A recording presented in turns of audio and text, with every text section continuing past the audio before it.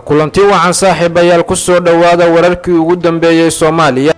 qodobada aad ku maqli doontaan waxaa kamid ah xildhibaan Maxamed Cabdullaahi Farmaajo ahna madaxweynihii hore ee dowladda federaalka Soomaaliya oo bilaabay inuu lacag u qaybiyo xildhibaanada dowladda federaalka Soomaaliya. yaa la wada qorshahan maxayse ka ogtahay dowladda Xasan Sheekh Maxamuud. wararkeena ayaad ku maqli doontaan. waxaad sakoo ku maqli doontaan madaxweynaha Galmudug Cabdi Kaariye Qorqor oo isu dhiibay maamulka Itoobiya amni ahaan iyo dhaqaale ahaan maxay ka wada hadleen. ra'iisul wasaare Xamse oo si diiran loogu soo dhaweeyay magaalada Beledweyne iyo madaxweyne Xasan Sheekh Maxamuud oo si maqaam hoose loogu soo dhaweeyay magaalada Garowe. haatan u diyaar garooba warkii oo faahfaahsan.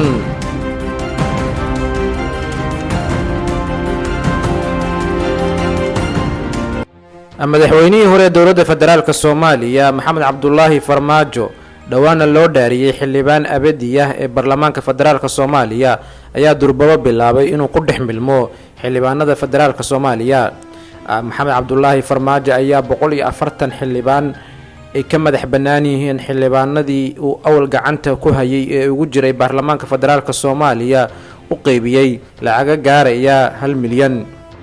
arrintan ayaa la soo sheegayaa in Maxamed Cabdullaahi Farmaajo uga faa'iideysanayo qalalaasaha ka taagan maamul goboleedada iskuna dayayo in dowladda Xasan Sheekh Maxamuud inuu jilbahaas ugu dhufto. Maxamed Cabdullaahi Farmaajo iyo saaxiibkiis Fahad Yaasiin ayaa qorsheynaya in dowladda Xasan Sheekh Maxamuud ay dhaafiyaan xukunka muddooyinkan dhow. qorshaha labaad ayaa ah in Maxamed Cabdullaahi Farmaajo iyo Fahad Yaasiin ay ku abuuraan Xasan Sheekh Maxamuud khalkhal siyaasadeed sidaa darteed uu ugu bato cadaadiska ka soo wajahaya xildhibaanada federaalka Soomaaliya. dhanka kale Maxamed Cabdullaahi Farmaajo ayaa qorsheynaya inuu sameeyo mucaarad adag.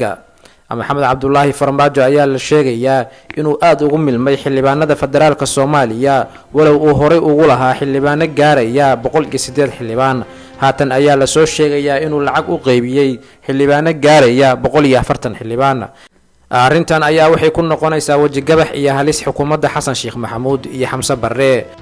dhanka kale Fahad Yaasiin ayaa weerar afka ku qaaday. Fahad Yaasiin ayaa baryihii ugu dambeeyay baraha bulshada ku soo kiciyay dhalinyaro badan oo u ololeysa xukuumaddii hore ee nabad iyo nolol, sheegana in Mahad Salaad uu hoteelkii Xayaat dadkii argagixisada ee weerarka ku soo qaaday uu hoos ula baxay. sidoo kalena Mahad Salaad ayuu ku eedeeyay inuu tirtiray ama qaatay kaamirooyinkii ku xirnaa hoteelkaasi. sidaa darteed Mahad Salaad ayaa wajahay cadaadis culus kadib markii uu ilaa haatan uusan ka hadlin qaabkii uu soo afjaray hotel Xayaat. dhanka kale xukuumaddii hore ee nabad iyo nolol ayaa qorsheynaysa inay dibadda soo dhigto mucaaradnimadeeda ka dhanka ah xukuumadda Xasan Sheekh Maxamuud. wararkana soo gaaraya ayaa sheegaya in Maxamed Cabdullaahi Farmaajo isbuuca soo socda laga dareemi doono baarlamaanka Soomaaliya mooshin ka dhan ah xukuumadda Xasan Sheekh Maxamuud. arrintanba waxaa durba maqlay xildhibaanada qaar ka mid ah dowladda federaalka Soomaaliya ee taageera xukuumadda Xasan Sheekh Maxamuud uuna ugu horeeyo xildhibaan Cabdiraxmaan Cabdishakuur, xildhibaan Fartaag iyo xildhibaan Odawa ayaa iyagana sheegaya inay dowladda Xasan Sheekh Maxamuud qorsheynayso lacagta uu bixiyay madaxweyne Maxamed Cabdullaahi Farmaajo lacag la mid ah ama ka badan inay siiyaan baarlamaanka federaalka Soomaaliya si arrintan hoos loogu dhigo. ra'iisul wasaaraha dowladda federaalka Soomaaliya Xamse Barre ayaa ka degay magaalada Beledweyne ee gobolka Hiiraan. halkaasna waxaa ku soo dhaweeyay madaxweynaha Hirshabelle Cali Guudlaawe. Xamse Barre ayaa noqonaya ra'iisul wasaarihii ugu horeeyay ee taga Beledweyne kadib markii ay ka dhacday qalalaasihii u dhaxeeyay beelaha dega Beledweyne. dhanka kale Xamse Barre ayaa safarka noqonaya safarkiisii ugu horeeyay oo asagoo ah ra'iisul wasaare ugu ambabaxo wadanka gudihiisa. Xamse Barre ayaa la rajeynayaa inuu la qaato kulamo gooni ah dadka degan gobolkaasi iyo madaxweynaha Hirshabelle iyo ku-xigeenkiisaba. dhanka kale madaxweynaha dowladda federaalka Soomaaliya Xasan Sheekh Maxamuud ayaa si maqaam hoose loogu soo dhaweeyay Puntland magaalada Garowe.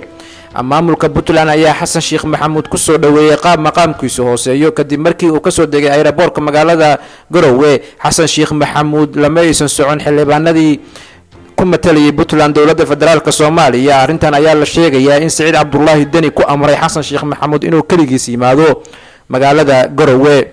dhanka kale sidoo kale waxaa xasan sheekh maxamuud laga mamnuucay tv-ga qaranka soomaaliyeed ee Somali National TV iyo wariyaashiisa khaaska ah.